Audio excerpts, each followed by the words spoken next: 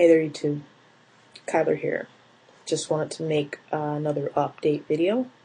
I am 17 days post-op since my breast reduction that I had on the 25th of October. Yeah.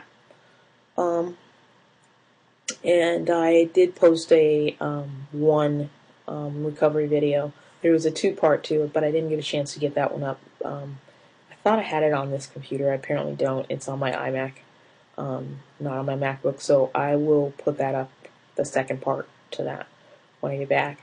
But I am in southeastern Connecticut today. I've been in Connecticut all week for work. I actually used to work here. I used to live here. I transferred to DC a couple years ago to work out of a different office. I will be going back to DC tomorrow. And last Thursday, I went to see my surgeon before I left because he was kind of concerned. I was concerned that I wasn't going to get to see him for, this week because I'd be out of town. I originally had an appointment to see him on Friday, but I couldn't because of work, so we scheduled my follow-up appointment for Thursday. And there was some concerns about my left nipple, so we're going to talk about my boobs. We've been talking about my tits a lot, but, that's what's going on right now.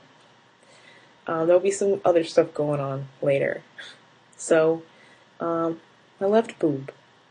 I go back to the surgeon on Thursday because I'm concerned about bleeding. It's bleeding, it hurts, it's bleeding, I'm worried about it being infected, and after my Tuesday visit, and him poking it with the needle and trying to make sure it was alive, giving me the antibiotic that gave me the allergic reaction, I was kind of concerned. So I went back, and I'm like, I'm bleeding all over the place. I'm bleeding everywhere. Is there something wrong? He's like, no. Unlike the drains on the side that you had to drain the fluid out from your chest, you don't have that for your nipples, so it just has to kind of like seep out, and that's normal. And I said, okay. He's like, your left nipple does seem to be healing relatively slow. He said it was because I had fibrous cysts in my left breast, so it made the breast tissue more dense. So when they moved the nipple and the areola up, the blood supply might not be as stable or strong for the pedicle, which is what supplies the blood to your areola, because of that. And this was rationale. So I say, okay, well, all right. So he peels it back, he looks at it, it looks nasty.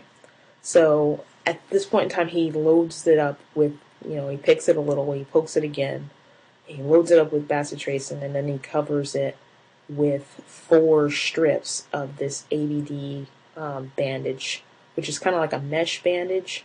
He covers it with 4 strips of that stuff on the left side. Okay? It feels better. I'm okay with it. But by like 2-3 days later, it's like blood-crusted, nasty, just nasty, right? But when I left the office, he's like, don't take it off. Whatever you do, don't take it off. So I'm like, listen, all right, I'm not going to take it off. But by Wednesday, I'm here, I'm in Connecticut, I'm bored, I'm wondering if it's healing. I'm looking at the right one looks great. And I'm wondering what my nipple looks like under all this nastiness. So I just started to pull it back just a little bit so I can check it out. And it looks just as nasty as it did, when I left his office, if not nastier. So I'm like, this is not healing. This is not healing at all. This is no healing progress. I see pink. It looks like, some top layer of skin he said might come off, or there's potential for it to come off. But it's not coming off because it can't come off because it's like underneath all this gobs of nastiness. So I was a corpsman in the Navy, and I was also an EMT. There's one thing I know about wound healing. It's nasty bandages don't heal wounds. That's just the bottom line. So I was like, look, I'm going to break the rules here. Though my doctor was probably born during World War I, maybe served in it, this is not how you heal a wound in modern times. So I'm taking this off, this nasty thing. I'm going to take it off. So I go to CVS, and I get a box of these fancy guys here. Ultra Heal multi-day pads. It's a hydropolymer adhesive dressing. and basically says that it's got a pad. It's like a dressing on the outside, and it's got a pad stuck in smack dab in the middle. The pad is supposed to expand to fill the wound as it wicks away the fluids. So if there is drainage, which I do feel it, like growing the pad, so it's supposed to wick away the fluids. And then it's supposed to absorb like up to 17 times its own weight. The adhesive allows for it to be worn for 4 days. So you have, fewer needs for dressing changes. And the backing allows wounds to breathe. So I'm thinking this sounds like a ticket, right? Also on the back, it says it's ideal for skin tears, minor abrasions, post-surgical, and harder to manage wounds. I think that's what I have. So the only bad part about this box of bandages here is that there's only 4 in the box, and they cost $20. So I'm like trying to make the decision as to whether I should get them or not. I try to go and ask the pharmacist. She doesn't know what the hell I'm talking about as far as my surgeon's concerned. But the one thing she could agree with me on was that I shouldn't have gross bandages on.